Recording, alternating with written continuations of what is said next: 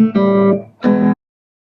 Everyone, welcome to my channel melodic beats. मेरा नाम है अभिजीत और मैं सारे बिगिनर गिटारिस्ट जो गिटार सीखना चाहते हैं या जिन्होंने अभी गिटार सीखना शुरू किया है उन सबका मैं मेरे चैनल के थ्रू इस बिगिनर गिटार लर्निंग जर्नी में स्वागत करता हूं।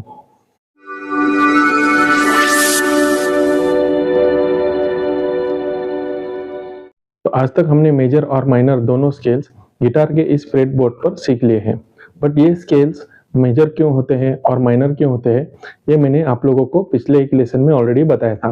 बट फिर से एक बार बताता हूँ कि जो सॉन्ग्स ब्राइट या हैप्पी फीलिंग देते हैं वो मेजर स्केल में प्ले किए जाते हैं और जो सॉन्ग्स थोड़ा सैड फीलिंग देते हैं वो माइनर स्केल में प्ले किए जाते हैं। तो आज हम ये जानने वाले हैं कि इन दोनों स्केल्स में क्या रिलेशन होता है। गाइस, हर एक मेजर स्केल का एक रिलेटिव माइनर स्केल होता है, मतलब किसी भी मेजर स्केल के सारे नोट्स किसी एक माइनर स्केल के साथ एग्जैक्टली मैच होते हैं।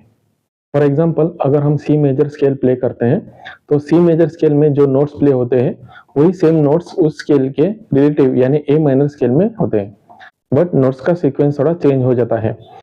और मेजर स्केल के नोट्स को माइनर स्केल में कैसे कन्वर्ट करते हैं ये मैंने ऑलरेडी मेजर स्केल के फॉर्मूले के जरिए आप लोगों को बताया है। तो सी मेजर स्केल के नोट्स होते हैं सी, D, E, F, G, A, B, सी। अब इस ऑक्टेव नोट को हम थोड़ा साइड में रखते हैं, तो हमारे पास रहेंगे 7 नोट्स जो है C, D, E, F, G, A and B. तो जैसे मैंने पिछले लेसन में कहा था कि लास्ट 2 नोट्स को हम आगे की तरफ शिफ्ट करेंगे तो वो माइनर स्केल बन जाता है। तो अगर सी मेजर के लास्ट 2 नोट्स यानी ए एंड बी, इन नोट्स को हम शुरुआत में शिफ्ट करेंगे तो नोट्स बनेंगे A, B, C, D, E, F and G. और ये सारे नोट्स ए माइनर स्केल के होते हैं, इसीलिए A minor scale C major scale का रिलेटिव माइनर स्केल होता है। ये तो हो गई सी मेजर और ए माइनर की बात। बाकी स्केल का क्या? बाकी मेजर स्केल को हम माइनर स्केल से कैसे रिलेट करेंगे? तो उसके 2 तरीके हैं। पहला तरीका थ्योरेटिकल है, मतलब किसी भी स्केल का 6th नोट उस स्केल का रिलेटिव माइनर होता है। फॉर एग्जाम्पल, हमने सी मेजर स्केल के नोट्स देखे जो है C, D, E, F, G, A and B.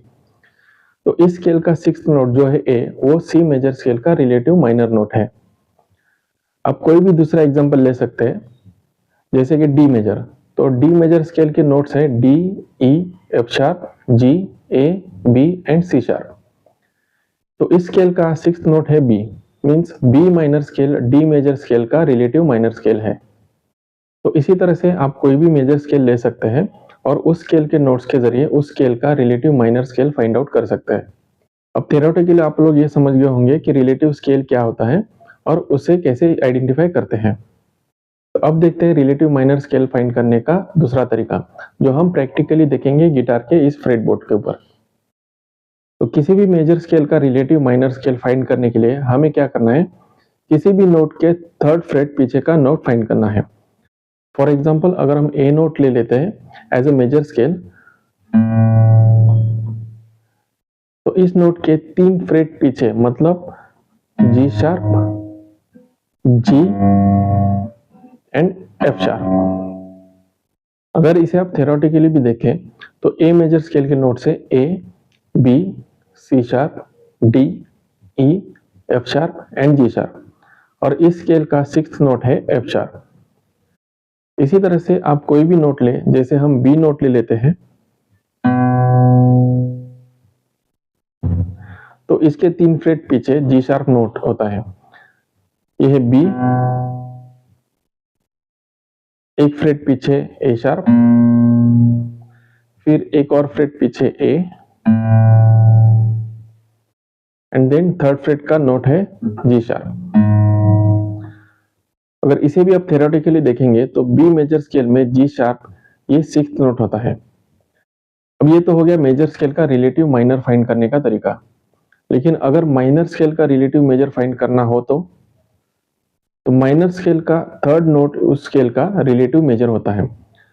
For example, हम ए माइनर स्केल लेंगे तो उसके नोट से A, B, C, D, E, F and G, और इस स्केल का 3rd नोट है सी। तो ए माइनर स्केल का रिलेटिव मेजर स्केल है C major scale.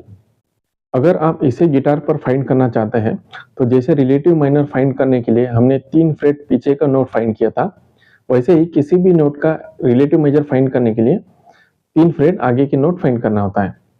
For example अगर हमें जी माइनर स्केल का रिलेटिव मेजर गिटार पर फाइंड करना है तो इस जी नोट के 3rd फ्रेट के आगे के नोट फाइंड करेंगे और वो है G sharp, A and 3rd freight पर ए शार्प। अगर आप इसे क्रॉस चेक करना चाहें तो ए शार्प मेजर स्केल का 6th नोट जी होता है या जी माइनर स्केल का 3rd नोट ए शार्प होता है, जो एक दूसरे के रिलेटिव मेजर या माइनर नोट्स होते हैं। गाइज इसी तरह से हम किसी भी नोट का रिलेटिव मेजर या रिलेटिव माइनर गिटार के इस फ्रेट बोर्ड पर कहीं भी फाइंड कर सकते हैं। उम्मीद है ये लेसन आप लोगों को अच्छा लगा होगा। तो इस लेसन को हम यही खत्म कर देते हैं और मिलते हैं नेक्स्ट वीडियो में एक नए लेसन के साथ।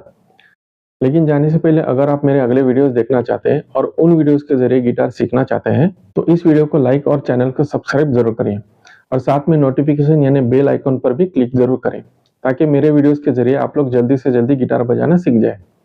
तो मिलते हैं अगली वीडियो में, तब तक के लिए स्वस्थ रहिए, मस्त रहिए और गिटार प्रैक्टिस में व्यस्त रहिए।